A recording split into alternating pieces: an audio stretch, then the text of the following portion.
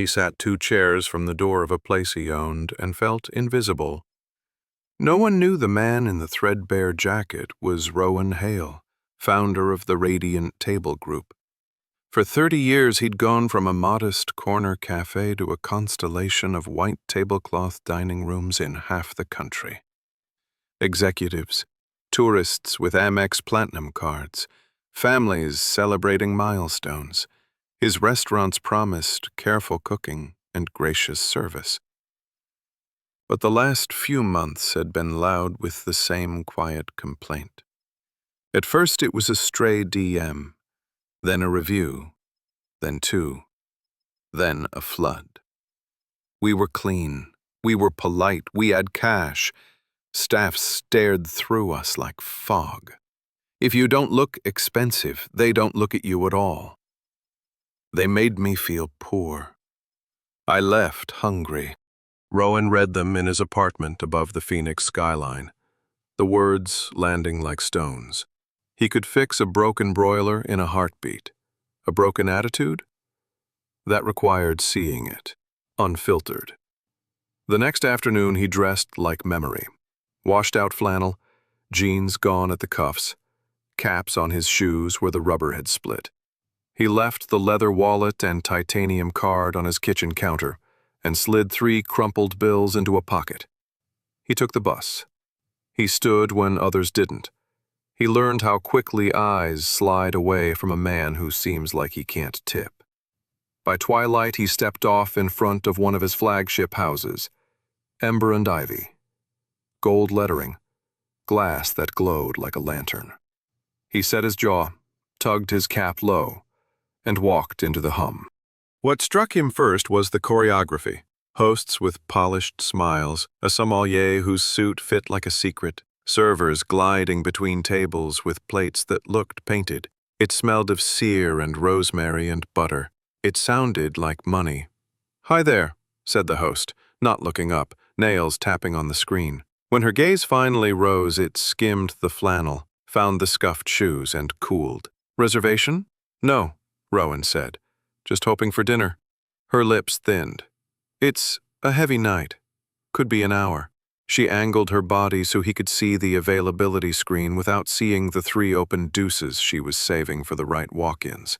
Before he could answer, the floor manager materialized. Sharp haircut, sharper watch. "We're at capacity," he said, tone sugar over steel. His name tag read Colin Marks, manager. "You might try Juniper Diner on 3rd. Very comfortable." Rowan's fingers tightened in his pocket. He'd expected to be tested. He hadn't expected to feel this small. He nodded instead. "I can wait." Colin's smile didn't reach his eyes. "We curate a certain ambiance. Our guests come for an experience." "Dinner is an experience," Rowan said quietly. Before the manager could usher him back into the night, a voice from the service station cut through. "I'll seat him." She was mid-20s, neat ponytail, cautious but warm eyes.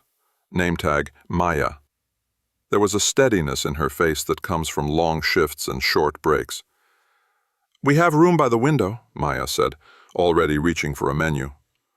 Colin inhaled like he'd tasted a lemon. "That's held." "For who?" Maya asked, not unkindly. "For," he began, then decided to change tacks. "Fine. He's yours." Maya led Rowan through the murmur and positioned the chair so he could look out at the violet evening. "Water for now?" she asked. "That would be great." He glanced down the page. Every price was familiar. He'd written them. From this chair they looked different, like lines between a hunger and a bus ride home. "Take your time," Maya said, and meant it. No one else looked at him. Servers poured a $28 glass of wine with operatic wrists 2 tables over. A couple in a suit and silk were greeted with the kind of charm usually saved for relatives and royalty. A server with slicked hair paused at Rowan's table only to ask, smiling, teeth bright, voice careful, if, for certain orders, the house preferred payment in advance. Maya arrived before Rowan could answer. "We don't do that," she said, not raising her voice. The slick-haired server glanced toward the host stand. Colin, arms folded, gave one microscopic shrug. "It's fine," Rowan murmured, testing the edges of the moment. "It isn't," Maya said. To Rowan she added quietly, "If you'd like something small, I can bring a cup of the tomato bisque. Staff meal made extra. I can take care of it."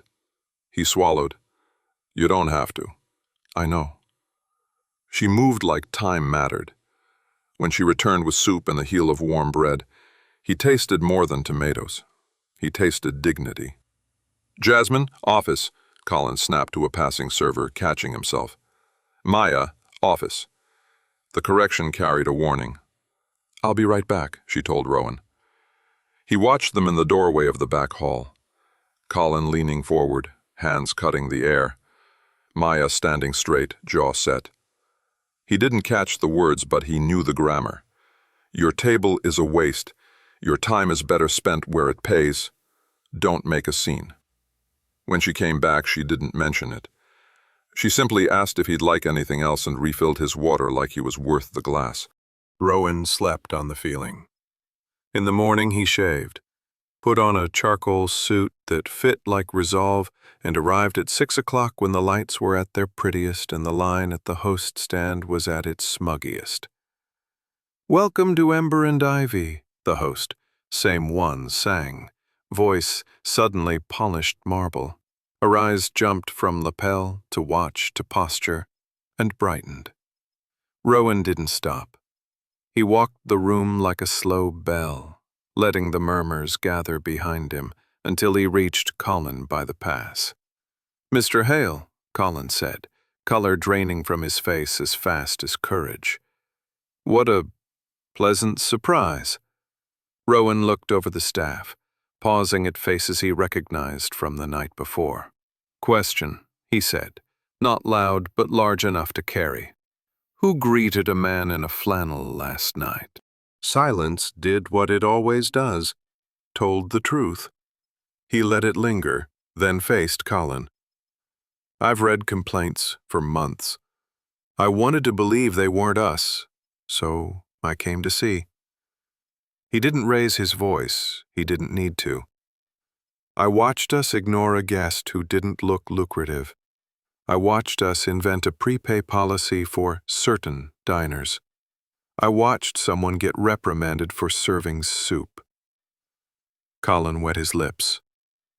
"Sir, if I can explain—" "You already did," Rowan said. "Last night, very clearly." He turned to Maya. She'd frozen mid-step, eyes wide, tray steadied by practiced hands. "You treated a stranger like a person," Rowan said. "You challenged a bad call without humiliating anyone. That's leadership." He reached into his inside pocket and handed her a single sheet. Simple font, a name at the top, a title in bold. "Acting General Manager, Ember and Ivy." Maya blinked. I haven't... I'm a server." "You're a standard," Rowan said. "We'll teach the rest." A glass clinked somewhere. Someone exhaled. A line cook peered around the heat lamp. Colin took a half-step forward. "Sir, with respect, she doesn't have..." "The authority," Rowan finished. "She does now, and you don't." The room heard the word before he finished it. "You're relieved, Colin. Today." He didn't drag it out. He didn't list offenses. He simply ended the sentence and let it stand. The host's mouth fell open and shut again. The slick-haired server looked at his shoes as though they might argue on his behalf. Rowan addressed the room. "Here's what changes, immediately. We seat humans, not outfits. We ask questions before we make assumptions. If someone can't decide, we help, not hustle. If kindness costs a minute, we spend it." He looked back at Maya. "You have tonight off. Celebrate. Tomorrow we rebuild." She laughed once, half shock, half relief, and then the laugh turned into tears she tried to blink away. "Why me?" she whispered. "Because when nobody was watching," Rowan said, "you did the thing I opened these doors for in the first place." He left without dinner. He didn't need to eat to feel full. In the weeks that followed, the old habits fought back. They always do. Some staff quit. Some stayed and learned to mean good evening when they said it. The reservation screen stopped saving tables for watches and started saving space for birthdays you can't afford to ruin. The prepay myth died loudly. The new training started with 2 words nobody could roll their eyes at. Everyone counts. People noticed. Not just the ones with pressed collars. A contractor in dusty boots wrote that he'd been greeted like a regular and left a bigger tip than he'd planned because dignity is contagious.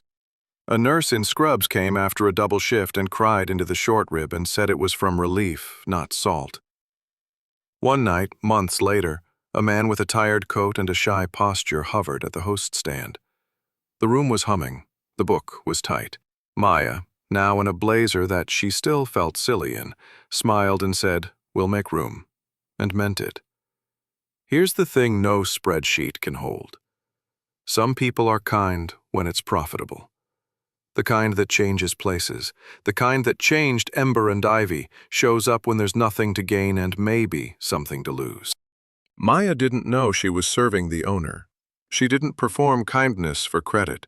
She just did the job the right way, even when the wrong way was easier. If you're ever handed a moment like that, when you can look past a jacket and see a person, take it. You won't always get a promotion, but you might help remake a room. And if stories like this move you, stick around. There are more doors worth opening, and more ways to make the rooms behind them kinder.